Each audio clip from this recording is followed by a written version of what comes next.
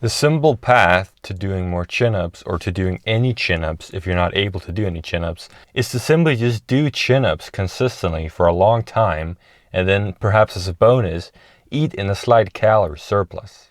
So what's typically proposed as a fix, I suppose, or as a solution for increasing your chin-ups or pull-ups, is to do the chin-ups in all kinds of different variations, rep schemes, rep ranges, etc. I don't really think any of these rep schemes or rep ranges work that well, at least not because of the rep schemes themselves. If anything, it works because you are doing the exercise, in this case the chin-up, over and over again consistently over a long period of time. So that's what actually works. It's not the fact that you are doing them, you're doing them lightweight the one day and heavyweight the next day. This maybe works slightly, but I doubt it. And it's also just overcomplicated in my opinion. It just isn't like a beautiful approach to increasing your chin-ups. In my opinion, beauty is found in simplicity, and this also applies when it comes to training. And the simple approach is just to do chin-ups consistently, so 4 or 5 times a week, for a long time, and in that way you are gonna get stronger at chin-ups and be able to do more chin-ups over time. That's absolutely inevitable, and many people, myself included, has progressed greatly on chin-ups by just doing this. Today I'm doing chin-ups with like 11 kilos or 25 pounds on my back.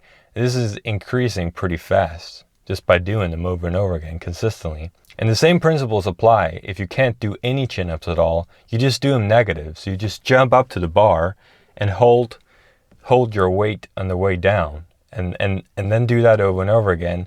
And then at some point you're going to be able to do chin-ups, and then you keep going from there. And then you just find something else to think about and just have it running in the background on automation. And then I mentioned the calorie surplus, which is, if anything extra is going to work, apart from just doing chin-ups over and over again, it is eating in a slight calorie surplus. Shocking the muscle or doing the exercises in all kinds of different variations in order to build up strength and grow the muscle doesn't work if you don't eat in a calorie surplus. So you don't take in more energy than you expend during the day, which gives your body enough energy to actually build extra muscle, and with that, strength. Like, that's what actually matters when it comes to getting stronger and bigger, is the nutrition. It's the nutrition you have to look at, not necessarily the training.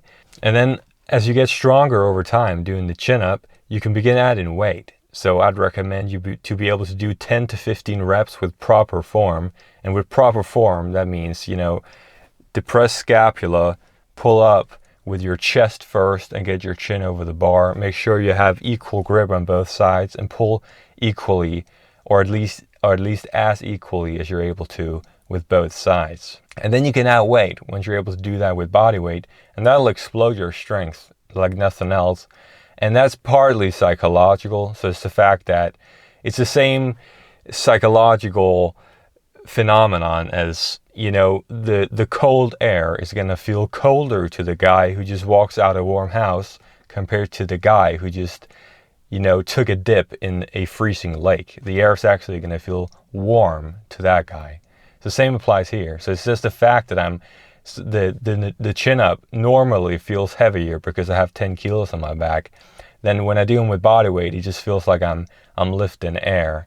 And I think a lot of it's psychological. But I'm definitely able to do a lot more body weight chin-ups now that I do them weighted. So that's another thing you can do. So the summary of this video is that you increase the amount of chin-ups you can do, or get to just doing one chin-up, but just doing chin-ups consistently, or negative chin-ups consistently for a long time. And then as a bonus, perhaps, eating in a slight calorie surplus. This is actually very beneficial. So that's what really matters. It's not the rep schemes, the shocking the muscle and all this stuff. All this doesn't matter if you're not eating in surplus. And what really works is just doing the exercise. It's the fact that you're doing the exercise that works. It's not necessarily the fact that you're training the muscle differently over and over again. That's my experience anyway. And this is also just a far simpler approach. So, and that's the most important thing for myself personally. It's just that it's simple, nice, and beautiful.